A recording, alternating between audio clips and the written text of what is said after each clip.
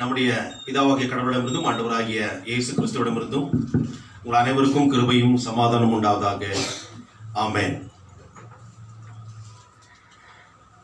கடவுளுடைய மகா பெரிய கிருபையினாலே அவரை ஆராதிக்க தொழுது கொள்ள இந்த நாளிலே நாம் கூடி வந்திருக்கிறோம்.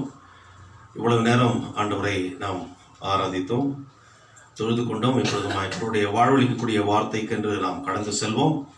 இந்த நாளிலே கடவுளுடைய வார்த்தையை தியானிக்க தெரிந்து கொள்ளப்பட்ட வேத பகுதி பழைய ஏற்பாட்டிலே ஆதியாகமம் புஸ்தகம் 2ஆம் அதிகாரம் வசனங்கள் 18 முதல் 25 வரை.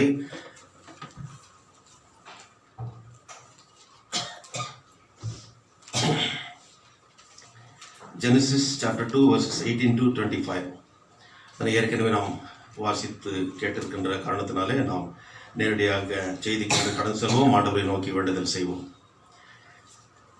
என் கண்மலையும் என் மீட்பெருமாகிய கர்த்தாவே, என்னுடைய வாயின் வார்த்தைகளும் என்னுடைய இருதயத்தின் தியானமும் உம்முடைய சமூகத்தில் எப்பொழுதும் பிரீதியாக இருந்து அது எங்கள் அனைவருக்கும் ஆசீர்வாதமாக விளங்க கிருபை செய்திடணும். உடைய வார்த்தையின்படி இந்த உலகத்தில் நாங்கள் வாழ்ந்து சாதித்து எங்களுடைய பயணத்தை ஓடி முடிக்க உதவி செய்திடணும். மீட்பர் இயேசுவின் மூலம் ஜெபிக்கிறோம் பிதாவே, ஆமென். இந்த நாளிலே கடவுளுடைய பரிசுத்த ஆராதனையில் பங்கு பெற்று அவருடைய திருவிருந்தில் பங்கு பெற வந்திருக்கின்ற உங்கள் அனைவரையும் வருக வருக என்று மறுபடியும் வரவேற்கிறேன். இந்த நாளின் செய்திக்கு தலைப்பாக இந்த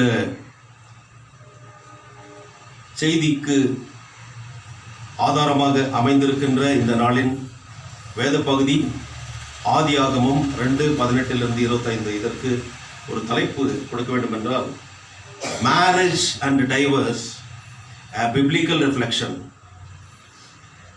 திருமணம் மற்றும் விவாகரத்து ஒரு விவிலிய பிரதிபலிப்பு. a biblical reflection or a biblical assessment என்று கூட நாம் சொல்லலாம். அதனுடைய அடிப்படையில் திருமணமும் அதற்கு நேர்மாறாக விவாகரத்தும் ஏன் ஏற்படுகிறது, கடவுளுடைய திட்டம் தான் என்ன இதன் மூலமாக என்பதை நாம் புரிந்து கொள்ளலாம். ஆகவே தான் இந்த நாளில் நாம் பாடின பாடல் இதுவரைக்கும் நாம் பாடிக்க மாட்டோம். ஆண் பெண் இருவரையும் சிருஷ்டித்து அவர்களை ஆசீர்வதித்த தேவனே உமக்கு ஸ்தோத்திரம் என்று சொல்லி 457வது ஞான பாடலை நாம் பாடினோம். கிறிஸ்துக்குள் பிரியமானவர்களே, தேவனாகிய கர்த்தர் ஆதியிலே வானத்தையும் பூமியையும் படைத்தார், அதில் உள்ள அனைத்தையும் ஆண்டவர் படைத்தார் என்று நாம் பார்க்கிறோம். In the beginning God created heavens and the earth, and whatever that we see, everything he has created everything. அது மாத்திரமல்ல, ஆதியாகமம் 1:31 பார்க்கின்ற போது கடவுள் 6 நாட்களிலே எல்லாவற்றையும் படைத்தார். மனுஷனை எந்த நாளில் படைத்தார்? 6வது நாளில். தாம் படைத்த அனைத்தையும் கர்த்தர் பார்த்து அது மிகவும் நன்றாயிருப்பதை கண்டார். At the close of the 6th day of creation, God had surveyed everything he had created and pronounced it very good. மிகவும் நன்றாக இருந்தது என்று அவர் கண்டார். கிறிஸ்துக்குள் பிரியமானவர்களே, ஆனால் மனுஷன் தனிமையாக இருப்பது நல்லதல்ல என்று கண்டார். அதுதான் இந்த நாளின் செய்தியிலே 18ஆம் வசனத்தில் பார்க்கிறோம். மனுஷன் தனிமையாக இருப்பது நல்லதல்ல. பின்பு தேவனாகிய கர்த்தர் மனுஷன் தனிமையாக இருப்பது நல்லதல்ல, ஏற்ற துணையை அவனுக்கு உண்டாக்குவேன் என்றார். எல்லாவற்றையும் படைத்து மனுஷனையும் படைத்த கடவுள் மனுஷனை எதிலிருந்து படைத்தார்? மண்ணிலிருந்து மண்ணை எடுத்து அவர் ஒரு உருவம் கொடுத்து அதனுடைய நாசியிலே தன்னுடைய சுவாசத்தை அவர் ஊதினார். மனுஷன் ஜீவாத்மாவானான் என்று சொல்லி ஆதியாகமம் 2ஆம் அதிகாரம் 7ஆம் வசனத்தில் பார்க்கிறோம். தேவனாகிய கர்த்தர் மனுஷனை பூமியின் மண்ணினால் உருவாக்கி ஜீவ சுவாசத்தை அவன் ஆசியிலே ஊதினார். மனுஷன் ஜீவாத்மாவானான். இப்பேற்பட்ட மனுஷன் அவன் தனிமையா இருப்பது நல்லதல்ல என்று கண்டார். அவனுக்கு ஏற்ற துணையை உண்டாக்குவேன். அவனுக்கு தனிமையா இருப்பது நல்லதல்ல, ஏற்ற துணை அவனுக்கு உண்டாக்குவேன் என்றார். So that means God determined to bestow a suitable companion or a suitable helper or a suitable partner to Adam. Adam என்று சொல்லுகின்ற போது ஆதாம் என்ற எபிரேய வார்த்தைக்கு மனுஷன் என்ற அர்த்தம். மனுஷன் என்ற வார்த்தை ஆதாமா என்று சொல்லுகின்ற போது மண்ணிலிருந்து அவன் எடுக்கப்பட்டான். ஸோ எப்படி இருந்தாலே மண்ணு தான். மனுஷனா மண்ணு. அந்த மண்ணுக்கு எவ்வளவு மவுசு கொடுத்திருக்கிறாரு அவருடைய சுவாசத்தை நிமித்தமாக. Because he is the author of life. ஜீவாதிபதி. அந்த ஜீவாதிபதி தன்னுடைய சுவாசத்தை மனுஷனுக்கு கொடுத்த அந்த மண்ணுக்கு அவன் ஜீவ ஆத்துமாவானான் என்று சொல்லி நாம் பார்க்கிறோம். 18ஆம் வசனத்துல மிக தெளிவாக நாம் பார்க்கிறோம், மனுஷன் தனிமையா இருப்பது நல்லதல்ல, அவனுக்கு ஏற்ற துணையை உண்டாக்குவேன் என்று கடவுள் சொன்ன பிறகு இந்த ஒரு உறவு என்பது, திருமண பந்தம் என்பது கடவுளால் உருவாக்கப்பட்ட ஒன்றாக இருப்பதை நாம் பார்க்க முடிகிறது. Marriage was instituted by God. அவனுக்கு ஒரு அழகான ஒரு மிருகம் கூட ரொம்ப அழகா இருக்குதுல்ல. இந்த மானெல்லாம் பார்த்தீங்கன்னா ரொம்ப அழகா இருக்கு பார்க்கறதுக்கு. பூனை அழகா இருக்கும் இல்லைங்களா, நாய்க்குட்டி நல்லா இருக்கும், சின்னதுல எல்லாம் விரும்பி இருக்கணும். ஆனால் இவனுக்கு ஏற்ற துணையை மிருகங்களிடமிருந்து கொடுக்கவில்லை. அதை நம்ம நல்லா புரிஞ்சுக்கணும் இல்லைங்களா. ஏதோ ஒரு மிருகத்தை எடுத்து கூட அவர் இதுதான் அவனுக்கு துணைன்னு சொல்லி கொடுத்துருக்கலாம் இல்லைங்களா. ஆனால் அவர் அதை செய்யவில்லை. இந்த படைக்கப்பட்ட அந்த அடுத்த வசனம் பாருங்க, 19:20 கடவுள் எல்லாவற்றையும் அவர் படைக்கிறார். படைத்த பிறகு எல்லாவற்றையும் கொண்டு வருகிறார். அதாவது பறவைகளை படைக்கிறார், மேல இருப்பது உயிர் வாழ்வது, பூமியில உயிர் வாழ்கின்ற மிருகங்களை படைக்கிறார், கடலில் வாழ்கின்றவர்களை படைக்கிறார். எல்லாவற்றையும் படைத்து ஆதாம் இடத்துல கொண்டு வருகிறார். அவன் அவைகளுக்கு என்னென்ன பெயரிட்டானோ அதுதான் அவைகளுக்கு பெயராயிற்று என்று சொல்லி 19ஆம் 20ஆம் வசனத்துல பாருங்க. சரி, இவைகளை எதிலிருந்து படைத்தார்? கரெக்ட். இதுல கொஞ்சம் அதாவது தடுமாறுவாங்கன்னு சொல்லி யோசித்து ரொம்ப தெளிவா சொல்லிட்டாங்க, மண்ணினால். அப்போ மற்றவர்களை கூட கடவுள் மண்ணினால் தான் படைத்தார். அதனால் எல்லாம் மண்ணுக்கு போகிறது என்று சொல்லி நாம் பார்க்கிறோம். கிறிஸ்துக்குள் பிரியமானவர்களே, மேல பறந்திருக்கிற பறவை கூட செத்தா எங்க விழுது? மண்ணில் தான். பூமியில வாழ்ற மிருகங்கள், மனுஷர்கள் எல்லாரும் மண்ணுக்கு. கடல்ல வாழ்றது, கடல் செத்து போன உள்ளதான் போகுது, மண்ணுக்கு தான் போகுது. கிறிஸ்துக்குள் பிரியமானவர்களே, மண்ணு தான். அவர் கொடுத்திருக்கின்ற அந்த சுவாசத்தை வாங்கி கொண்ட பிறகு எல்லாம் போய் சேர்கிறது மண்ணுக்கு. ஆகவே இந்த இணையை, ஆதாமுக்கு ஏற்ற ஒரு இணையை மிருகங்களிடமோ பறவைகளிடமோ அல்லது நீரில் வாழ்கின்ற ஜந்துக்களிடமோ இவன் பெற முடியாது என்பது கடவுளுக்கு தெரியும். அவைகளோடு அவன் போய் விளையாடலாம், கொஞ்சி விளையாடலாம், கடவுள் படைத்த படைப்புகள் எல்லாம் பார்த்து அவன் சந்தோஷமாக இருக்கலாம். ஏதேன் தோட்டத்துல கடவுளோடு கூட நடக்கின்ற அனுபவத்தை பெற்றவன், அவரோடு உறவாடுகின்ற பேசுகின்ற ஒரு அனுபவத்தை பெற்றவன், எல்லாம் அவனுக்கு கிடைச்சிருக்குது. ஆனாலும் கூட எது அவனுக்கு கிடைக்கல? 20ஆம் வசனத்துல பாருங்க, B20B, ஆதாமுக்கோ ஏற்ற துணை இன்னும் காணப்படவில்லை. இவைகள் எல்லாம் இருக்குது, but still he has not found a suitable partner or companion for him என்பதை நாம் இங்கே பார்க்க முடிகிறது. ஆகினால இவனுக்கு ஒரு துணையை உண்டாக்குவேன் என்று கடவுள் சொன்ன பிறகு அந்த காரியத்தை அவர் உடனடியாக செய்கிறார் என்பதை 22ஆம் வசனத்தில் பார்க்கிறோம்.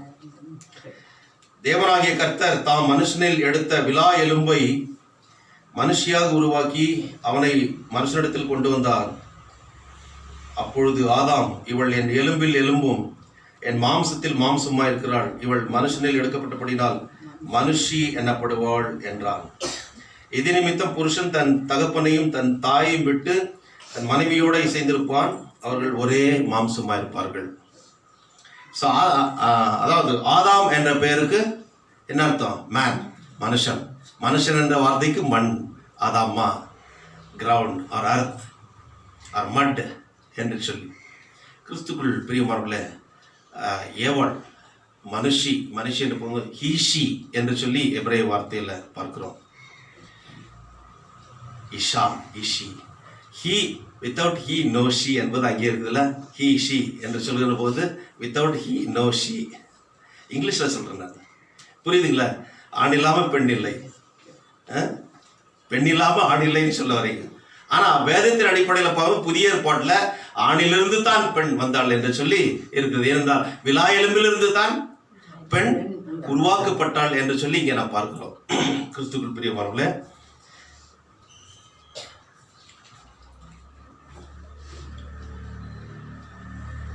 சோ விலா எலும்பை எடுத்து அந்த இடத்தை சதையினால் அவர் அடைத்து அவன் அயர்ந்த நித்திரை கட்டளிட்டு, சாதாரண விஷயம் கிடையாது. அப்பவே ஃபர்ஸ்ட் ஆப்ரேஷன் இல்லைங்களா, அது ஃபர்ஸ்ட் ஆப்ரேஷன் ஆண்டவர் செய்தது.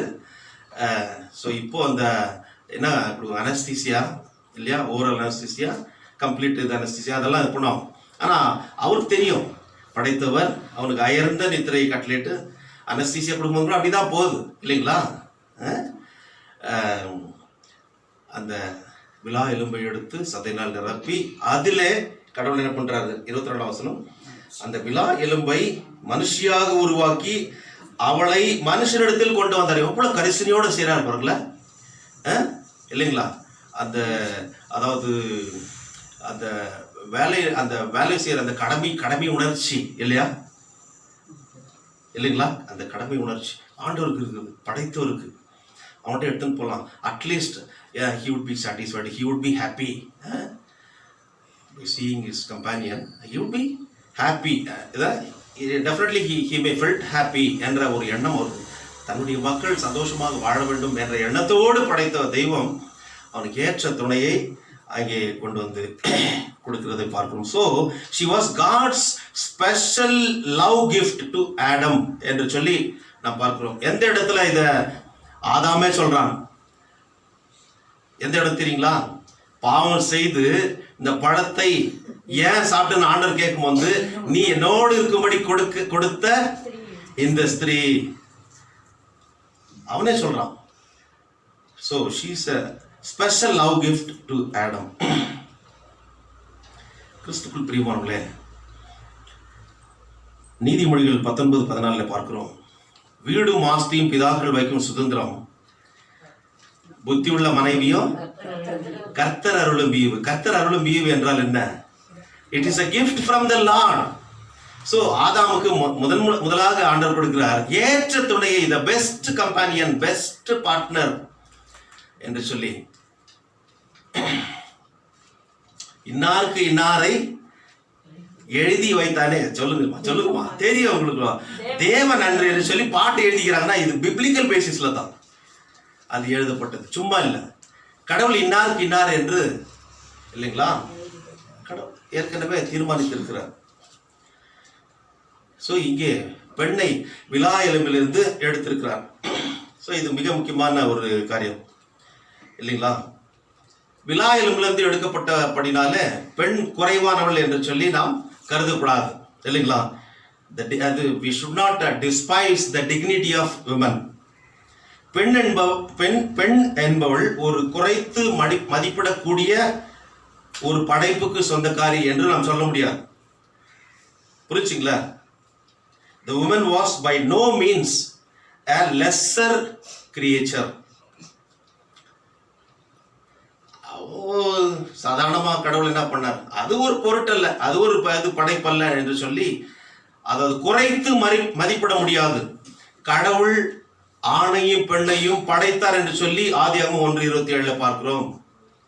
ஆதியாகமம் 1:26 பார்க்கிறோம். பின்பு தேவன் தமது சாயலாவும் தமது ரூபத்தின்படியும் மனுஷனை உண்டாக்குவோமாக, அவர்கள் சமுத்திர மச்சங்களையும் ஆகாயத்து பறவைகளையும் மிருக ஜீவன்களையும் பூமி அனைத்தையும் பூமியின் மேல் ஊரும் சகல பிராணிகளையும் வாழ கடவர்கள் என்றார்.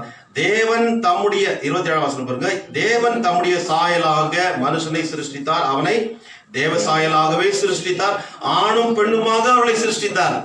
அதை மட்டும் விட்டுருவாங்க. மனுஷனை படைச்சாரு, ஆணும் பெண்ணுமாக படைத்தார். அந்த வசனத்தோட தான் அந்த ஒரு வசனம் முடியுது பாருங்க, இல்லைங்களா? அங்க வந்து அந்த பங்க்சுவேஷன்ஸ் எல்லாம் ரொம்ப அழகா யூஸ் பண்ணிக்கிறாங்க இல்லையா? செமிகோலன் யூஸ் பண்ணி அதை முடிச்சுக்கிறாங்க. ஸோ அங்கதான் அது முடிவு ஏற்படுகிறது, ஃபுல் ஸ்டாப் என்று சொல்லி 27 வசனத்துல. கிறிஸ்துக்குள் பிரியமானவர்களே, மேத்யூ ஹென்றி என்ற ஒரு இறையியல் நிபுணர் சொல்கின்ற போது, கடவுள் ஏன் இந்த விழாவிலிருந்து எடுக்க வேண்டும் என்று அவர் ஒரு காரியத்தை சொல்கிறார். ஏன் விழாவிலே இருந்து எடுக்க வேண்டும்? தலையிலிருந்து எடுத்திருந்தால் ஒருவேளை பெண் நான் தலையிலிருந்து எடுக்கப்பட்டுள்ளா என்று சொல்லி தலைகணத்தோட கணவனுக்கு மேல என்று சொல்லி அவள் அதாவது நினைப்பாள். ஆகவே அதை செய்யவில்லை. ஒருவேளை காலில் இருந்து ஏதாவது ஒரு பார்ட் எடுத்து அவர் செய்திருந்தா இது கணவன் இவள் என்னுடைய காலில் இருந்து பிறந்தவள் என்று சொல்லி போட்டு மிதிப்பாள். இன்றைக்கு இந்த அதாவது கேஸ்ட் சிஸ்டம்ல வந்து அப்படிதான் ஆகுது. சோசியல் ஸ்ட்ராட்டிஃபிகேஷன், மனுஷனுடைய பிறப்பிறையால் இவன் பிராமணன், இவன் சத்திரியன், இவன் வைசியன், இவன் சூத்திரன் என்று சொல்லி எங்கெங்க பிறந்தாங்கன்னு சொல்லி அவங்களும் அதே போலதான் என்ன பண்றாங்க, முட்டாள்தனமா மக்களை பிரிக்கிறார்கள். ஆனால் இவர் சொல்லுகின்ற போது தலையிலிருந்து எடுக்கல, காலிலிருந்து எடுக்கல, விழாவிலிருந்து எடுத்திருக்கிறார் என்றால் அவனுக்கு ஒரு இணையாக இருக்க, அவனுக்கு ஒரு துணையாக இருக்க, அவனுக்கு நிகராக இருக்க. ஸோ அந்த இகாலிட்டேரியன் ஐடென்டிட்டியை கடவுள் ஏற்படுத்துகிறார். ஈக்குவல் ஸ்டேட்டஸ் என்பதை. So he was not made out of Adam's head to rule over him, nor out of his feet to be trampled upon by him, but out of his side to be equal with him, under his arm to be protected, and near his heart to be beloved. அதனால தான் திருமணம் ஆனோடனே என்ன பண்ணுவோம், left சைடில் நிற்க வச்சுக்கோம், என்னுடைய இருதயத்தோட இருட்டுன்னு சொல்லி என்னோட பிடிச்சின்னு அப்படி சொல்லுவோம். இங்கிருந்தா விழாவிலிருந்து எடுக்கப்பட்டது இல்லைங்களா? என்னுடைய இருதயத்துக்கு பிரியமானவள் என்று சொல்லி சொல்லுவாங்க. எப்போ லவ் பண்ணும்போது சொல்லுவாங்க. ஆனால் திருமணத்திற்கு பிறகு என்னாவது குறைஞ்சி போடும், டோட்டலாக இல்லாமல் போயிடும். அப்போ அது என்ன அன்பு என்பதை நல்லா யோசித்து பார்க்கணும். எதற்காக இவர்கள் காதலிக்கிறார்கள், சிநேகிக்கிறார்கள் என்பது. ஸோ ஏதோ ஒரு காரணம், அந்த காரணம் முடிந்த பிறகு அவர்களுக்கு கசந்து போகிறது. திருமணம் என்பது 1000 காலத்து பயிர். அது மோகம் 30 நாள், ஆசை 60 நாள் என்று சொல்லலாம். அது கிடையாது. சிலர் அப்படி நினைக்கின்ற காரணத்தினால தான் அது கசந்து போகிறது. இந்த இருவரையும் ஆண்டவர் படைத்தார். இருவருமே வாழ பிறந்தவர்கள், இருவருமே ஆள பிறந்தவர்கள் இல்லைங்களா? இன்னைக்கு ஆப்கானிஸ்தான்ல யார் ஆள்றாங்க? அங்கிருந்து 240 ஜட்ஜஸ் பெண்கள் இன்றைக்கு பாவம் எங்க இருக்கிறாங்கன்னு தெரியல. ஆள பிறந்தவர்கள் நாங்கள் தான் சொல்லி என்ன பண்றோம்? பேட்ரியார்கிக்கல் டாமினேஷன் எதுல இருக்குது? எல்லா ரிலீஜன்ல இருக்குது. இஸ்லாம்ல அதிகமா இருக்கிற ஒரு காரியத்தை நம்ம பார்க்கிறோம். அடுத்து ஜூயிஷ் ரிலீஜன்ல கூட இருக்குது. கிறிஸ்டியானிட்டியில தான் ஏசாமி வந்த பிறகு, அவருடைய டீச்சிங்ல வந்த பிறகு எல்லாம் மாறி போனது. கிறிஸ்துக்குள் பிரியமானவர்களே, அவரால் புதிய சிருஷ்டியாக இந்த உலகத்தில் படைக்கப்பட்டோம். எல்லாரும் சமம். கிரேக்கன் என்று அல்ல, எபிரேயன் என்று அல்ல, அந்நியன் என்று அல்ல, எல்லாரும் அவருடைய பிள்ளைகள் என்ற ஒரு அந்தஸ்தை ஆண்டவர் கொடுக்கிறார் இல்லைங்களா? இன்றைக்கு நான் வாசிக்க கேட்ட எபிரேயர் 2 பாருங்க என்ன போடப்பட்டிருக்கிறது. மனுஷனை தேவ தூதரும் சற்று சிறியவனாக படைத்து அவனை படிக்கிறது. எபிரேயர் 2:7 அவனை தேவ தூதரிலும் சற்று சிறியவனாக்கினீர், மகிமையினாலும் கனத்தினாலும் அவனுக்கு முடிசூட்டி உடைய கரத்தின் கிரியைகளின் மேல் அவனை அதிகாரியாக வைத்து சகலத்தையும் அவனுடைய பாதங்களுக்கு கீழ்ப்படுத்தினீர் என்று சொன்னார். So he has created a human being and he assigned the responsibility to take control of his entire creation. He delegated he blessed them இல்லைங்களா? ஆதியாகமம் 1:28 பார்க்கின்ற போது God blessed them and delegated authority and responsibility to be fruitful and multiply and to fill the earth and take dominion over all his created creatures and to subdue it. எல்லாவற்றையும் ஆண்டு கொண்டு அதனை ஆமா பாருங்க, எல்லாவற்றும் 28ஆம் வசனத்துல பாருங்க, பின்பு தேவன் அவர்களை நோக்கி, நீங்கள் பலுகி பெருகி பூமி நிரப்பி அதை கீழ்ப்படுத்தி சமுத்திரத்தின் மச்சங்களையும் ஆகாத்துக்கு வரவங்களையும் பூமியின் மேல் நடமாடுகிற சகல ஜீவ ஜந்துக்களையும் ஆண்டு கொள்ளுங்கள் என்று சொல்லி தேவன் அவர்களை ஆசீர்வதித்தார். ஆசீர்வாதத்தை கொடுத்தார். நீங்கள் பலுகி பெருக வேண்டும். கணவன் மனைவி என்று சொல்லுகின்ற போது இந்த சந்ததிகள் எப்படி உருவாகுது, அவர்கள் ஒரே மாம்சமாக இருப்பார்கள் என்று சொல்லி இங்க இந்த நாளில செய்தியில அந்த கடைசி 24ஆம் வசனத்தில் பார்க்கிறோம். ஆதியாகமம் 2:20. இது நிமித்தம் புருஷன் தன் தகப்பனையும் தன் தாயையும் விட்டு தன் மனைவியோட சேர்ந்திருப்பான், அவர்கள் ஒரே மாம்சமா இருப்பார்கள்.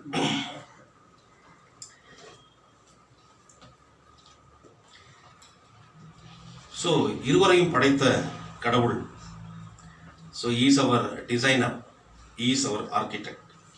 அதைத்தான் ஆதியாகமம் 2:21 23 வரைக்கும் பார்க்கிறோம். விலா எலும்பிலிருந்து எடுத்தபடினாலே அவனுக்கு ஏற்ற ஒரு துணை, ஏற்ற ஒரு கம்பானியன் என்பதை நாம் பார்க்க முடிகிறது. She is no more a slave being sent by God to submit herself as a servitude to the solitude of Adam. அவன் தனிமையா இருக்கான், சாலிட்யூட் இல்லையா? சர்விட்யூட் என்று சொல்லுகிற போது தன்னை அடிமைப்படுத்தி கொண்டு அவனுக்கு அடிமையாக இருக்கல்ல, ஆனால் மாறாக ஒரு அடிமையாக இருக்கல்ல, அவனுக்கு இணையாக அவனோடு கூட இருந்து கடவுளுடைய காரியத்தை நிறைவேற்ற வேண்டும், கடவுளுடைய சித்தத்தை இந்த உலகத்தில் நிறைவேற்ற வேண்டும். அதைத்தான் இங்கே நாம் பார்க்கிறோம். எவ்வளவு ஒரு பாக்கியம் இல்ல, கணவன் மனைவி என்பது கடவுள் ஏற்படுத்தின ஒரு பெரிய ஒரு பாக்கியமான ஒரு நிகழ்வு. பவுல் அப்போஸ்தலன் 1 கொரிந்தியர் 11:7b சொல்லுகின்ற போது, ஸ்திரீயானவள் புருஷனுடைய மகிமையா இருக்கிறாள். இங்கிலீஷ்ல என்ன போட்டிருக்கு பாருங்க, 1 Corinthians chapter 11:7b. For your meetings to do more harm than good. ஸ்திரீயானவள் புருஷனுடைய மகிமையா இருக்கிறாள். So women is என்ன மகிமைக்கு என்ன இங்கிலீஷ்ல மகிமைக்கு என்ன? glory of man. ஸ்திரீயானவள் புருஷனுக்கு மகிமையா இருக்கிறாள் என்று சொல்லி வேதம் சொல்லுகிறது. 1 கொரிந்தியர் 11:7b பிற்பகுதியிலே பார்க்கிறோம்.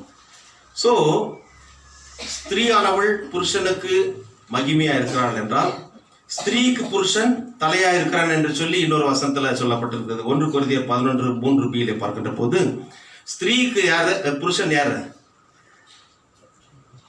ஸ்திரீக்கு புருஷன் தலையா இருக்கிறார் என்று சொல்லி எபேசியர் 5:23 கூட நம்ம பார்க்கிறோம். For if man is the head, புருஷன் மனைவிக்கு தலையா இருக்கிறான் இல்லைங்களா? ஆனா புருஷனுடைய தலைக்கு இவள் என்னவா இருக்கிறாள்? மகிமையா இருக்கிறாள். கரெக்டா சொல்லுங்க, தயவு செய்து கிரீடம் கிடையாது. ஆனால் அதுதான் அவங்க அம்மா சொன்னது வந்து கரெக்ட். ஸோ தலைக்கு ஒரு மவுஸ் கிடைக்குதுன்னா எப்படி? கிரீடம் வைக்கும் போது தான். ஸோ அதனால பெண் எவ்வளோ எங்க மேலே தான் இருக்கிறேன். இன்னும் இப்படி சொல்றது நிமித்தமாக நிறைய சர்ச்சில் கூட வந்து நிறைய பிரச்சனைகள் வரும். முக்கியமாக நம்ம லுத்ரன் சபையிலேயே ஐயர் சேனா வந்து இங்கே விமன் ஆர்டினேஷன் கிடையாது, மற்ற இடங்களிலே உண்டு. நான் எனக்கு அதை பற்றியெல்லாம் எனக்கு கவலை. பைபிளில் சொல்லப்பட்டதை நான் சொல்லுகிறேன். ஸ்திரீக்கு புருஷன் தலையா இருக்கிறான், அதே போல ஸ்திரீயானவள் புருஷனுடைய மகிமையா இருக்கிறாள் என்று சொல்லி நாம் பார்க்கிறோம். For if man is the head, then woman is the crown that honors the head என்று சொல்லி நாம் நீதிமொழிகள் 12:4 பார்க்கிறோம். அங்க கூட அப்படித்தான் இருக்கு. குணசாலியான ஸ்திரீ தன் புருஷனுக்கு கிரீடமா இருக்கிறாள். நான் பாருங்க எதுவுமே நான் சொல்ல, I am not telling anything over exaggeration or I am not sharing anything on my own, but from the Bible. குணசாலியான ஸ்திரீ தன் புருஷனுக்கு கிரீடமா இருக்கிறாள். அப்படி என்றால் இங்கிலீஷ்ல என்ன போட்டிருக்குது? a noble charactered woman is like a crown to his husband. ஏமா அது இங்கிலீஷ் பைபிள்ல இருந்து எடுத்து படிக்க மாட்டீங்களா? அது Proverbs 12:4 அடுத்து லச்சை உண்டு பண்ணுகிறவளோ அவனுக்கு எலும்புரிக்கையார்கள். லச்சை உண்டு பண்ணுகிறவள் என்று பார்க்கின்ற போது those who indulge in disgraceful act, இல்லையா, கண்ணிய குறைவான காரியத்தை செய்கிறவள் புருஷனுக்கு எப்படியா இருக்கிறாள்? எலும்புரிக்கையா இருக்கிறாள் என்று சொல்லி. she is like a decay in his bone. உள்ளுக்குள்ள அப்படியே அரிச்சின்னு போற என்ன எலும்புரிக்கின்னு என்ன டிபி அப்படியே உள்ள அரிச்சின்னு போடும். என்ன பண்ணான்னு தெரியல. அவ பேசுற பேச்சுல தான் பாவம் அப்படி ஆயிட்டு. அது வசனம் சொல்லுது, நான் சொல்ல வசனம் சொல்லுகிறது. ஆனா குணசாலியான ஸ்திரீ என்று பார்க்கின்ற போது நோபல் கேரக்டர்ட் பர்சன். நீதிமொழிகள் 31 எடுத்து நீங்க படிச்சு பாருங்க. அதுல நோபல் கேரக்டர் குணசாலியான ஸ்திரீயை கண்டுபிடிப்போம் யார் என்று சொல்லி ரொம்ப அழகா எழுதியிருப்பாங்க. கடைசி முடிகிற வரைக்கும் அழகா எழுதியிருப்பான். அது வீட்டில் படிச்சுங்க. ஆகவே இந்த ஒரு பெரிய பாக்கியம் திருமணத்தின் மூலமாக கணவன் பெற்றுக்கொள்கின்ற ஒரு ஆசீர்வாதம் என்னென்றால் நீதிமொழிகள் 18:22 எப்படி சொல்லப்படுகிறது? தன் மனைவியை கண்டடைகிறான், நன்மையானதை கண்டடைகிறான், கர்த்தரிடத்திலிருந்து தயவையும் பெற்றுக்கொள்கிறான். ஆண்கள் எல்லாம் ரொம்ப உண்மையிலே சந்தோஷப்படணும். உண்மையிலே சந்தோஷப்படணும். நீங்க ஆண்கள் எல்லாம் ரொம்ப சந்தோஷம். தன் மனைவியை கண்டடைகிறான், கர்த்தரிடத்தில், அதாவது நன்மையானதை கண்டடைகிறான். கடவுளை இது போல ஒரு திருமணத்தை செய்து வைக்கிறார் அப்படின்னா சிலர் சொல்லுவாங்க, ஒருத்தர் ரொம்ப சோகமா இருந்தான். ஏன்பா ரொம்ப சோகமா இருக்கிறான்னா, என் சுதந்திரம் பறி போகுதுன்னா. ஏய் நல்லா தானே நடக்கிற நீனா? இல்லை வர வாரம் எனக்கு கல்யாணம். கிறிஸ்துக்குள் பிரியமானவர்களே, தன் மனைவி கண்டடைகிறவன் நன்மையானதை கண்டடைகிறான், கர்த்தரிடத்திலிருந்து தயவையும் பெற்றுக் கொள்கிறான் என்று நாம் பார்க்கிறோம். இது ஒரு ஆசீர்வாதமான நிகழ்வு இல்லையா? இது ஒரு ஆசீர்வாதமான நிகழ்வு. அங்க அது வரைக்கும் அவன் தனியா இருக்கிற வரைக்கும் ஊர் சுத்தின்னு வருவான். கேப்பார் மேப்பார் அப்பா அம்மா சொல்லுவாங்க, அவங்களால சரியா எவ்வளவுதான் கண்டிக்க முடியும். ஆனால் மனைவி என்று வந்த பிறகு அவன் பொறுப்போடு அந்த சுதந்திரம் இருக்குதான். சுதந்திரத்தை யாரும் கட்டுப்படுத்த முடியாது. ஆனால் சுதந்திரத்தோடு கூடிய பொறுப்பு, ஃப்ரீடம் வித் ரெஸ்பான்சிபிலிட்டி இல்லையா? அந்த சுதந்திரமும் இருக்கணும், அதே நேரத்தில் அவன் பொறுப்போடு நடக்கணும். இல்லைன்னா ஃபோன் பண்ணி கேட்குவாங்க, எங்கே இருக்கிறீங்கோ, ஏன் வரல. வீட்டில் அம்மா சொல்லுவாங்க, மாமியார், நான் சொல்லும் போது அவன் கேட்க மாட்டான்ப்பா. அவன் பொண்டாட்டி சொல்கிறான், கேட்குறான், கால் கட்டு போட்டு அது வேற மாதிரி போட்டு, அது வேற விஷயம் விடுங்க. ஆனால் அந்த பொறுப்பு அவனுக்கு வருகிறது என்பதை நாம் மறக்கக்கூடாது. ஆதியாகமம் 2:24 மிக முக்கியமான அந்த வசனம் பாருங்க. இது நிமித்தம் புருஷன் தன் தகப்பனையும் தன் தாயையும் விட்டு தன்னுடைய மனைவியோட இசைந்திருப்பான், அவர்கள் ஒரே மாம்சமா இருப்பார்கள். So marriage is a physical union. They shall be one. They shall become one flesh. அவர்கள் ஒரே மாம்சமா இருப்பார்கள் என்று சொல்லி, கணவன் மனைவி இருவரும் ஒரே சரீரமாய் ஒரே மாம்சமாய் அவர்கள் இருப்பார்கள். ஸோ திருமணம் என்பது நிரந்தரமான ஒரு பந்தம், அதனை யாராலுமே பிரிக்க முடியாது என்பது வேதத்தினுடைய அடிப்படை சித்தாந்தம், அடிப்படை கோட்பாடு. The basic tenet of Bible says that it is a permanent bond because it has been instituted by God.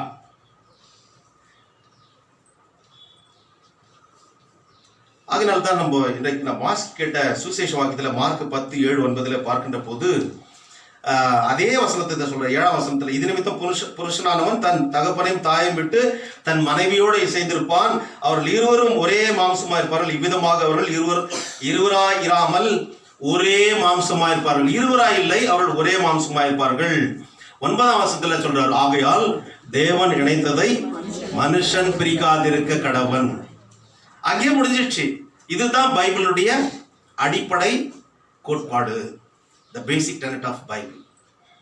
கடவுள் இணைத்ததை மனுஷன் பிரிக்க அவனுக்கு எந்த உரிமையும் இல்லை என்று அர்த்தம். புரிஞ்சுக்கலாமா? எல்லாரும் புரிஞ்சுங்களா? ஓகே. இரண்டாவதாக நாம் பார்க்கின்ற போது டைவர்ஸ். இது என்ன, இதுக்கு தேவையில்லாத விஷயத்தை எடுத்துன்னு வர்றார் ஐரன். தேவையான விஷயம் இன்றைக்கு மார்க் எழுதின சுவிசேஷத்தில் அதை பற்றி டிஸ்கஷன் வருகிறது. பாருங்க, எடுத்துங்க மார்க் எழுதின சுவிசேஷம் 10ஆம் அதிகாரத்தில் ஆமா. 2ஆம் வசனம் பாருங்க. அப்பொழுது பரிசேயர் அவரை சோதிக்க வேண்டும் என்று அவரிடத்தில் வந்து, புருஷனானவன் தன் மனைவியை தள்ளிவிடுவது நியாயமா என்று கேட்டார்கள். இங்க டைவர்ஸ் வருதா? புருஷனானவன் தன் மனைவியை தள்ளிவிடுவது நியாயமா என்று. சோ இங்க யாரை பற்றி சொல்லியிருக்காங்க? புருஷனை பத்தி மட்டும்தான். ஆனா divorce is applicable to both. ஏமாற்ற முடியாது. புருஷன் தான் செய்யணும் இல்ல, மனைவியும் செய்யலாம் என்பதுதான் இன்றைய நாளினுடைய யதார்த்தமான நிகழ்வு, உண்மை. அந்த உரிமைகள் ஈக்குவலாக கொடுக்கப்பட்டிருக்கிற காரணத்தினால எந்த ஒரு முகாந்திரத்துல அந்த டைவர்ஸ் அவர்களுக்கு தேவை என்பதை இங்க இந்த நேரத்தில் நாம் பார்க்கலாம். கடவுளுடைய பார்வையிலே எபிரேயர் 13:4 நாம் பார்க்கிறோம், விவாகம் யாவருக்குள்ளும் கனமுள்ளதாயும் விவாக மஞ்சம் அசுசிப்படாததாயும் இருப்பதாக. திருமணமான பிறகு அது ஒரு பரிசுத்த நிகழ்வு இல்லைங்களா? ஏதோ அதாவது காதலிச்சு சில நேரத்தில் கல்யாணம் பண்ணிக்கிறாங்கன்னா, இப்போ நான் அதாவது லவ் பண்றது தவறுன்னு சொல்ல வரலன்னு. ஆனா பெற்றோர்கள் பார்த்து கடவுள் இன்னாருக்கு இன்னார் என்று இருக்கும்போது நீயே செலக்ட் பண்ணிக்கும் போது அந்த அதனுடைய முடிவு என்ன ஆகுதுன்னா, நிறைய பேருடைய வாழ்க்கையில அது சந்தோஷமா முடிஞ்சது கிடையாது. லவ் பண்ணி மேரேஜ் பண்ணிக்கிறாங்களே, அவனுடைய வாழ்க்கையில ஆரம்பத்தில் சொன்னான் உன்னை நேசிக்கிறேன், உனக்காக என்னுடைய உயிரே கொடுக்குறேன், கடைசியில் அவன் தான் உயிர் எடுக்கிறவன். சந்தேகம் என்பது வந்து விடுகிறது. இப்போ யார்கிட்ட பேசுறது போல உன்னை எவன்கிட்ட பேசியிருப்பாளோ என்ற எண்ணம் வந்து விடுகிறது இல்லையா? The basic suspicion creates all sorts of complications. கிறிஸ்துக்குள் பிரியமானவர்களே, திருமணம் என்பது பரிசுத்தம் உள்ளது, யாவருக்கும் கனமுள்ளதையும் விவாக மஞ்சம் அசுசிப்படாதையுமா இருப்பது. ஆனால் டைவர்ஸ் என்பது எந்த ஒரு சூழ்நிலை ஏற்படுகிறது என்றால், திருமணம் கணவனும் மனைவியும் திருமணம் முடித்த பிறகு அவன் வேறு தொடர்பு இருக்கின்ற போது அவன் விபச்சாரம் செய்கிறவனாக இருக்கிறான். அந்த நேரத்தில் நீ போலாம் செய்யலாம் என்று சொல்லி டைவர்ஸ் இருக்கிறது என்றால், கிறிஸ்துக்குள் பிரியமானவர்களே, எங்க வேசி கள்ளரையும் அதே வசனம் பாருங்க, எபிரேயர் 13:4 வேசி கள்ளரையும் விபச்சாரக்காரரையும் தேவன் நியாயம் தீர்ப்பார். That is law. வேசி கள்ளரையும் திருட்டுத்தனமானி பண்ண அந்த காரியத்தை கடவுள் பார்க்கிறார், மற்றவர்கள் பார்க்கவில்லை என்றாலும் கூட ஒருவேளை மனைவிகள் தெரிந்திருந்தால் கண்டிப்பாக அங்கே டைவர்ஸ்க்கு போக வேண்டிய ஒரு நிலைமை ஏற்படுகிறது. விபச்சாரக்காரர் இந்த காரியத்துல மாட்டிக்கொண்டவர்கள். அப்படி என்றால் என்ன? கணவன் மனைவி இச்சை அடக்கத்தோடு இருக்க வேண்டும் என்பதுதான் மிக முக்கியமான ஒரு காரியம். God will judge the adulterer and all the sexually immoral people. பழைய ஏற்பாட்டிலே மலாக்கி தீர்க்கதரிசன புஸ்தகம் 2ஆம் அதிகாரம் 14 முற்பகுதியிலே பார்க்கின்ற போது, தள்ளி விடுதலை நான் வெறுக்கிறேன் என்று இஸ்ரவேலின் தேவனாகிய கர்த்தர் சொல்லுகிறார். For I hate divorce, says the Lord God of Israel. தள்ளி விடுதலை நான் வெறுக்கிறேன். மறுபடியும் இங்க பழைய ஏற்பாட்டிலே இருக்குது, புதிய ஏற்பாட்டில் கூட நம்ம பார்க்கிறோம். ஸோ விவாகரத்து என்பது, டைவர்ஸ் என்பது தெய்வீக திட்டமான திருமணத்திற்கு விரோதமான ஒரு நிகழ்வாக இருக்கிறது. It is quite opposite to God's will.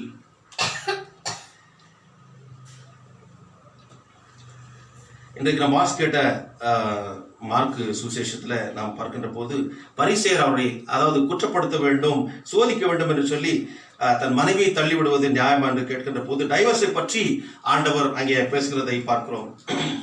ஏன் இந்த காரியத்தை அவர்கள் கேட்க வேண்டும் என்று சொல்கின்ற போது இந்த 1ஆம் வசனத்துல பதில் இருக்கு பாருங்க. யூதேயாவில் அவர் வர்றார். யூதேயாவுக்கு ஏன் இப்பேற்பட்ட கேள்வியை இயேசுவிடத்துல இவர்கள் கேட்க வேண்டும் பரிசேயர்கள்?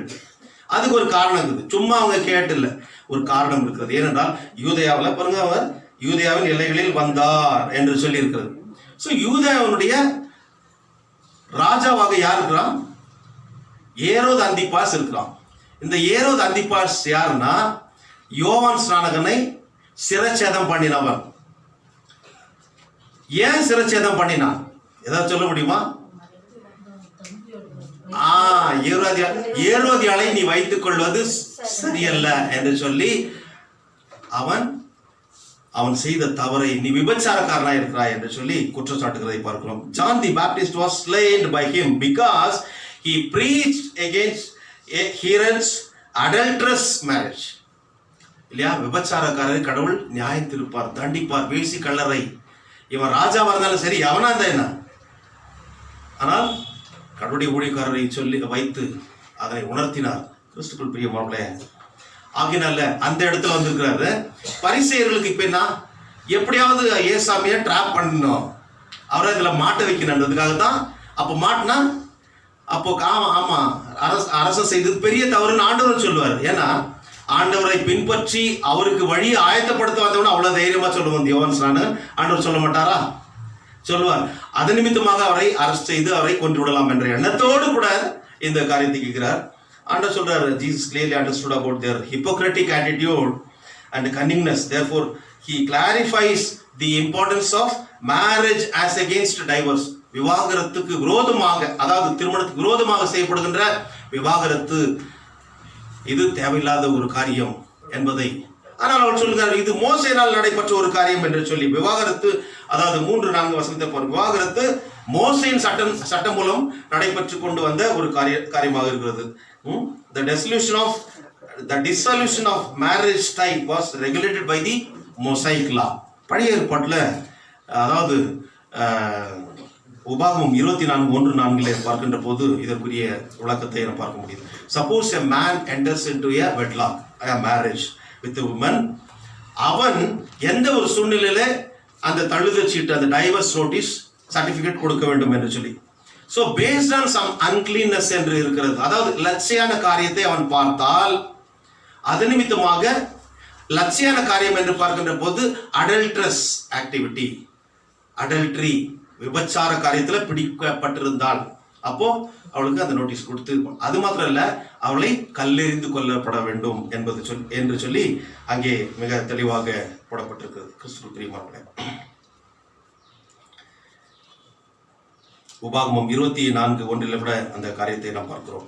அந்த ஒரு சூழ்நிலை ஏற்படும் போது லட்சியான காரியத்தை அந்த பெண்ணோ ஆணும் செய்திருக்கும் போது அந்த he can issue the certificate of divorce என்று சொல்லி அங்கே பார்க்கணும்.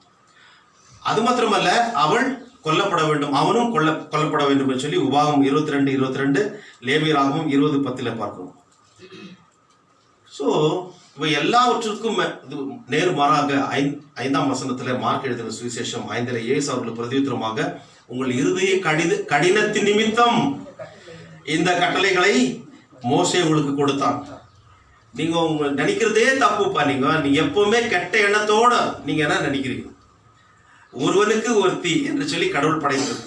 ஆனா அதுக்கப்புறம் இந்த மற்ற நிகழ்வெல்லாம் எப்படி வந்தது, அவர்களே கெடுத்துக்கொண்ட காரியம்.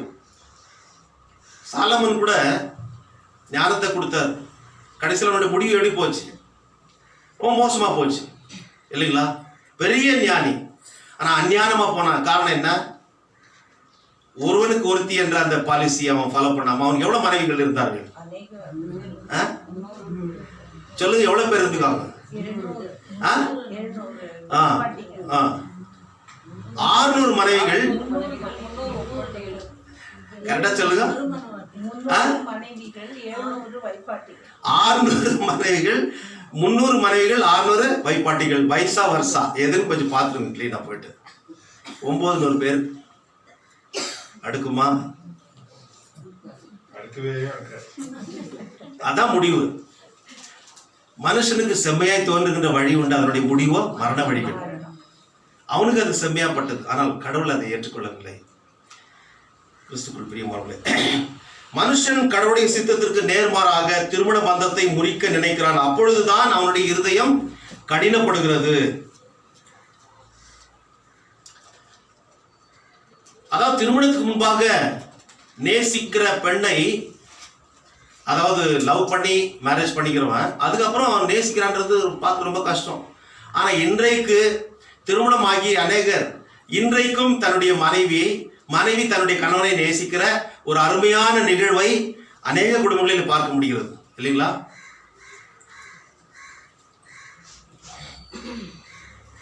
ஆதியாகமம் 24:67 பாருங்க.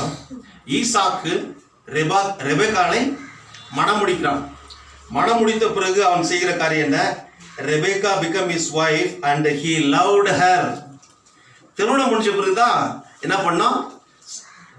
சிநேகிக்க ஆரம்பிக்கணும், அன்பு செலுத்த ஆரம்பிக்கணும்.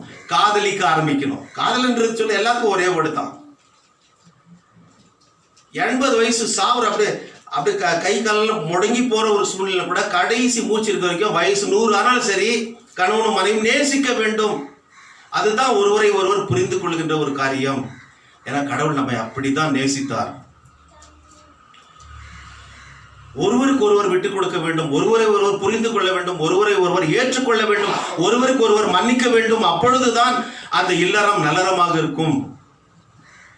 கிறிஸ்துக்குள் பிரியமானவர்களே, மார்ட்டின் லூத்தர் சாஸ்திரியார் சொல்லுகின்ற போது மிக அழகாக இந்த காரியத்தை அவர் சொல்லுவார். Martin Luther called the marriage a school for character. அதாவது ஒரு ஒழுக்கத்தின் பள்ளிக்கூடம். இது மேரேஜ் ஆன பிறகு தான் இந்த காரியங்கள்லாம் ஒழுக்கத்தின் பள்ளிக்கூடம் என்று சொல்லி மார்ட்டின் லூத்தர் சாஸ்திரியார் சொல்லுகிறார். அறிஞர் அண்ணா சொல்லுகின்ற போது நல்லதொரு குடும்பம் பல்கலைக்கழகம். It is an university. A good family is a university. அங்கே எல்லா அந்த டிபார்ட்மெண்ட்ஸ், அதாவது எல்லா குவாலிட்டி, எல்லா கேரக்டர்ஸ், எல்லா குணாதிசயமும் அங்கே நாம் பார்க்க முடியும். நல்லதொரு குடும்பம். இன்றைக்கு நான் வாட்ச் கேட்ட அதாவது சங்கீதத்தில் 128ஆம் சங்கீதத்தில் கூட என்ன போடப்பட்டிருக்கிறது, அங்கே அந்த 1ஆம் வசனத்தில் பாருங்க, கர்த்தருக்கு பயந்து அவருடைய வழிகளில் நடக்கிற மனுஷன் எவனோ அவர் பாக்கியவான்கள். எவனும் சொல்லும்போது அங்கே முதலாவது படைக்கப்பட்டபடியால் எவனு போட்டிருக்காங்க இல்லைங்களா வசனத்துல. அதுக்கு பிறகு அவன் பெற்றுக்கொள்ளுகின்ற ஆசீர்வாதம் எல்லாம் ரொம்ப அழகான காரியங்கள் அங்க சொல்லப்பட்டிருக்கு பாருங்க. மற்ற எல்லா ஆசீர்வாதமும் அவன் முதலாவது கடவுளுக்கு பயப்பட வேண்டும், அவருடைய வழியில நடக்க வேண்டும். மத்தேயு 6:33 கூட பார்க்கிறோம், first seek the kingdom of God and his righteousness and all these things will be added unto you. என்னன்றது 128ஆம் சங்கீதம் 2ல இருந்து எல்லா வசனத்திலும் பாருங்க. பாத்தீங்களா, எல்லாமே கிடைக்கும். நீ நல்லா கஷ்டப்படுவ, நீ நல்லா சாப்பிடுவேன்னு சொல்றாரு. உன்னுடைய மனைவி உன்னுடைய வீட்டை சுற்றிலும் கனி தருகின்ற ஒலிவ மர கன்றுகளை போல் இருப்பாள். உன்னுடைய பிள்ளைகளெல்லாம் பந்தி சுற்றி இருப்பாங்க, எப்பவும் கூட இருப்பாங்க. அந்த ஃபேமிலி பாண்ட் என்பதை நீ அனுபவிப்பாய். நிறைய குடும்பத்துல பெரிய பெரிய பணக்காரங்களா இருப்பாங்க, ஆனா இந்த உறவு, குடும்ப உறவுன்றது இருக்காது. அடுத்து எருசலேமின் வாழ்வை காண்பாய். எருசலேமின் வாழ்வை காண்பாய். சமாதானம் என்பது கிடைக்கும், நிம்மதி என்பது கிடைக்கும். அதுதான் முதலாவது கடவுளை தேடு, கடவுளுக்கு பயப்படு, அவருடைய வழியில நடு. ஆம் கிறிஸ்துவுக்குள் பிரியமானவர்களே, அப்படி நடக்கின்ற போது அந்த குடும்பம், கணவன் மனைவி பிள்ளைகள் என்று சொல்லி மிக அழகாக அந்த குடும்பத்தை நடத்தி செல்ல முடியும். நம்முடைய இந்திய நாட்டு சட்ட பிரகாரம் நம்ம பேச ஆரம்பிச்சா நிறைய இருக்குது விஷயம். அப்படி பேசின்னு போன டைம் அதிகமாகிடும். கிறிஸ்துவுக்குள் பிரியமானவர்களே, அப்படி இந்திய தண்டனை சட்டத்தின் இதில் கூட பார்க்கும்போது ஃபேமிலி இல்லா இந்தியன் மேரேஜ் ஆக்ட் 1955 கூட நிறைய அந்த இது இருக்குது. கிரவுண்ட்ஸ் ஃபார் டைவர்ஸ், சும்மா அப்படி கொடுத்துட மாட்டாங்க. கிரவுண்ட்ஸ் ஃபார் டைவர்ஸ் பல காரியங்கள் 8-9 இது இருக்குது. அதன் பிறகு ஆனால் கூட அதற்கு முன்பதாக சும்மா அவங்க பிரிக்கிறதுக்கு விரும்பவே மாட்டாங்க. அவங்கள என்ன பண்ணுவாங்க, ஆல்டர்னேட் டிஸ்பியூட் ரெசல்யூஷன் சிஸ்டம் என்று சொல்லி ஒன்று இருக்கும், ADRS என்று சொல்லி. அதன் மூலமாக ஒரு மீடியேஷனோ ஒரு மீடியேஷன் மத்தியஸ்தம் பண்ணி அனுப்புறது. அதன் பிறகுதான் ஜுடிஷியல் செப்பரேஷன் என்பது வருது. ஆனால் கூட இதுக்கு டைம் போகும். அதுக்குள்ளாக ஒரு மனம் திரும்பி வாழ முயற்சிக்கட்டும் என்று சொல்லி கோர்ட் கூட நினைக்கிறது. ஆகவே கடவுள் என்ன நினைக்கிறாரோ அதைத்தான் இன்றைக்கு சட்டமும் நினைக்கிறது. ஆனால் தவிர்க்க முடியாத சில காரணங்களால டைவர்ஷன் கூட ஏற்படுகிறது. அது கண்டிப்பாக நான் சொல்கிறேன், நான் இந்த நேரத்தில் சொன்னால் ரொம்ப அப்ரோப்ரியேட்டாக இருந்திருக்கும். இருந்தாலும் நேரம் இல்லாத காரணத்தினால என்னால் சொல்ல முடியும். ஆனால் கூட கிறிஸ்துவுக்குள் பிரியமானவர்களே, மனுஷன் கடவுள் இணைத்ததை மனுஷன் பிரிக்காது கடவுள். ஏனென்றால் கடவுள் அதாவது தள்ளி விடுதலை வெறுக்கிறேன் என்று சொல்லி ஆண்டவர் மலாக்கி தீர்க்கதரிசன புஸ்தகத்தில் சொல்லுவார். ஆகவே ஏன்னா ஐயர் இவ்வளோ பெரிய இது மெசேஜ் எடுக்கிறாரு, நியாயமாக இருக்குது ராபோஜன டைமில் சொல்லிட்டு யோசிப்பீங்க இல்லைங்களா? இல்லை, தேங்க்யூ. இதுதான் நடந்துருக்குது. வாரத்துக்கு ஒரு முறை என்னால் 15 நிமிஷத்தில் முடிச்சுட்டு போயிட முடியும். 20 நிமிஷத்தில் சொல்லிட்டு ஒரு சூப்பர்ஃபிஷியலாக சொல்லிட்டு போயிட முடியும், நுனிப்புல் மேய்ச்ச மாதிரி. எதற்காக? அழைக்கப்பட்ட அழைப்பை ஏற்று அதன் பிரகாரமாக நம்முடைய மக்கள் நல்வாழ்வுக்காக இந்த காரியங்கள். கடைசி ஒரே ஒரு ஸ்டோரி நான் சொல்லி முடிக்கிறேன். பொதுவாக அதாவது ப்ரியாரிட்டி என்று பார்க்கின்ற போது யாருக்கு முதலிடம் கொடுப்பாங்க உலகத்தில்? ஆமாம் ஆமாம், இது வந்து தாய்நாடுன்னு சொல்றதுனால பெண்ன்றது கரெக்ட். அது அதே போல தான் மாதா பிதா குரு தெய்வம் என்று சொல்லி 4வது இடத்துல போயிட்டுருக்கோம். ஆனால் இங்கே ஒரு கிறிஸ்தவ ஒரு ஒரு குடும்பத்தில், அதாவது பட்ச ஒரு பெரிய ஒரு மனுஷன் ஒரு அலுமினை மீட்டிங் போகிறார். அலுமினை மீட்டிங்னா அந்த காலேஜில் ஒரு படிச்சவர், அந்த காலேஜில் இருக்கிற ப்ரொஃபஸர்ஸ்கெல்லாம் வந்துக்கிறாங்க, ஸ்டூடெண்ட்ஸ்க்கெல்லாம் எல்லாம் வயசானவங்க போயிருக்காங்க, திருமணமானவங்க, பிள்ளை குட்டிங்களை பெற்றவர்கள். ஸோ கிறிஸ்தவ கல்லூரின்றதுனால மாதா பிதா குரு தெய்வம் என்று கடைசி வருவதை அவர் ஏற்றுக்கொள்ள முதல் கடவுள் தான். அடுத்ததாக வாட் இஸ் யுவர் ப்ரியாரிட்டி என்று சொல்லி அங்கே ஒரு டிஸ்கஷன் நடக்குது. நல்லா கவனமாக கேளுங்க. 30 விஷயத்தை நீங்கள் எழுதணும், உங்களுக்கு பிடிச்சமானது அப்படின்னு சொல்லிட்டு எல்லாருமே சொல்கிறாங்க. அந்த 30 விஷயத்தில் எல்லாம் எழுதுகிறாங்க. எனக்கு நாய் பிடிக்கும், பூனை பிடிக்கும், குரங்கு பிடிக்கும், எல்லாம் எழுதுகிறாங்க. என்னுடைய அம்மா பிடிக்கும், அப்பா பிடிக்கும், மனைவி பிடிக்கும், பிள்ளைகள் பிடிக்கும், என்னுடைய நண்பர்கள் பிடிப்பாங்க, என்னுடைய ஆசிரியர் பிடிப்பார், இப்படி எல்லாம். அப்புறம் அந்த பேராசிரியர் சொல்கிறாரு, 3 பேரை நீ அதை டிலீட் பண்ணிடுவாங்க ப்ரியாரிட்டி. யார் ஒன்று வந்து ஃபஸ்ட்டு எதை இது பண்ணுவாங்க? மிருகங்கள், அதுதான் இது பண்ணுவாங்க, போட்டு விடு. அதன் பிறகு மனுஷர்கள் என்று வருகிறது, அப்படியே குறைஞ்சின்னு வருது. கடைசியில் 0ல் வந்து நிற்கணும், 1ல் வந்து நிற்கணும். அப்படி வரும்போது மாதா பிதா குரு தெய்வம் வந்து அட்லீஸ்ட் நானாவது ஒரு 3வது இடத்துல இருப்பேன் அப்படின்னு சொல்லி ஆசிரியர் கூட அவர் அப்படியே 1 by 1 3 பேராக அது ஸ்ட்ரைக் அவுட் பண்ணின்னு வராரு. கடைசியில் குடும்பம்னு வந்துடுச்சு. குடும்பம் வந்த பிறகு ஃபஸ்ட்டு எல்லாம் ஃபேமிலியாக வந்துக்கிறாங்க. கொஞ்சம் நல்லா யோசிக்கும், அதான் கான்டெக்ஸ்ட். 5-6 இடம் இருக்கு வந்து என்னுடைய ஆசிரியர் அப்படின்னு சொல்லி தான் அதை அடிச்சிடாரு. ஆசிரியர் தூக்கி வாரி போட்டுடுச்சு. என்னடா சரி, இதான் மனுஷனுடைய புத்தி. அடுத்து யார் வந்தது? இந்த பக்கம் மனைவி உட்காந்து, இந்த பக்கம் பிள்ளைங்க உட்காந்துக்கிற, இந்த பக்கம் அப்பா அம்மா. என்ன பண்ணான் அவன்? அப்பா அம்மாவை அழிச்சிட்டான். நியாயமா இது? நியாயமா சொல்லுங்க, சும்மா தலையிட்டீங்களே. நியாயமா? நியாயம். தன்னுடைய சொந்த பிள்ளையை விட, மனைவி விட தாய் வந்து அப்படின்னு அந்த ப்ரியாரிட்டி அவனுக்கு வந்துட்டு இருக்குது. அது எப்படின்றது கடைசியில் பார்க்கலாம். அடுத்து தாய் தகப்பன் ஏற்பட கொடுக்குது. தாய் தகப்பனுக்கு வேதனை ஆயிடுச்சு. இன்னொரு பக்கம் பிள்ளைங்க மனைவி.